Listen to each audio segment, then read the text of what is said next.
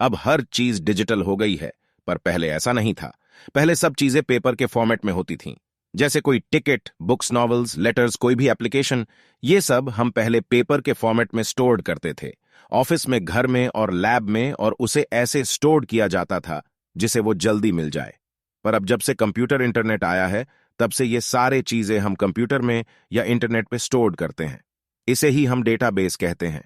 Database is like a digital filing cabinet where you can store and organize information. It helps keep data in a structured and easy to access manner, making it convenient to find and use the information you need.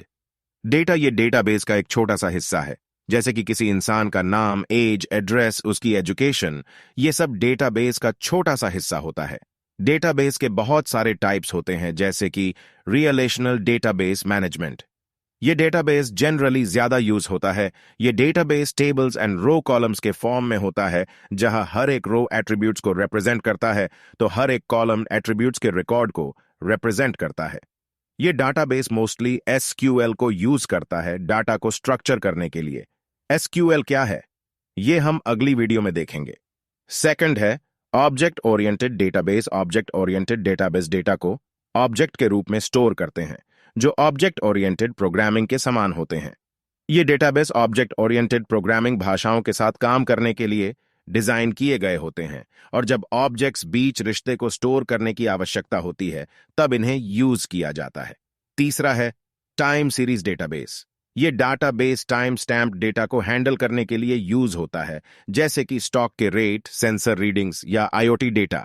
Database को हमेशा organised करके रखा जाता है ताकि उसे जरूरत पड़े तब एक्सेस, मैनेज और अपडेट कर सके।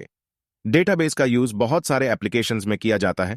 फॉर एग्जांपल फेसबुक के पास अपने सारे यूजर का डाटा उसके डाटाबेस में स्टोर्ड होता है, और इसीलिए हम हमारे किसी भी फ्रेंड की इंफॉर्मेशन, जैसे उसकी एज, नाम, प्रोफाइल, फोटो, ये सब आसानी से पता कर सकते हैं। डेटाबेस के बहुत सारे फायदे हैं, जैसे कि हम बहुत सारा डाटा इसमें स्टोर्ड कर सकते हैं, किसी भी इंफॉर्मेशन को आसानी से एक्सेस कर सकते हैं, नए डाटा को इंसर्ट या पुराने डाटा को डिलीट कर सकते हैं, डाटा को सॉर्ट कर सकते हैं, एक ही डाटा को अलग अलग यूजर के साथ एक्सेस कर सकते हैं, और ये अच्छी सिक्योरिटी भी प्रोवाइड करता है, क्योंकि बिना परमिशन के कोई भी इस डाटा को एक्सेस नहीं कर सकता। तो ये था डाटाबेस। आज के लिए इतना ही, मिलते हैं नेक्स्ट वीडियो में।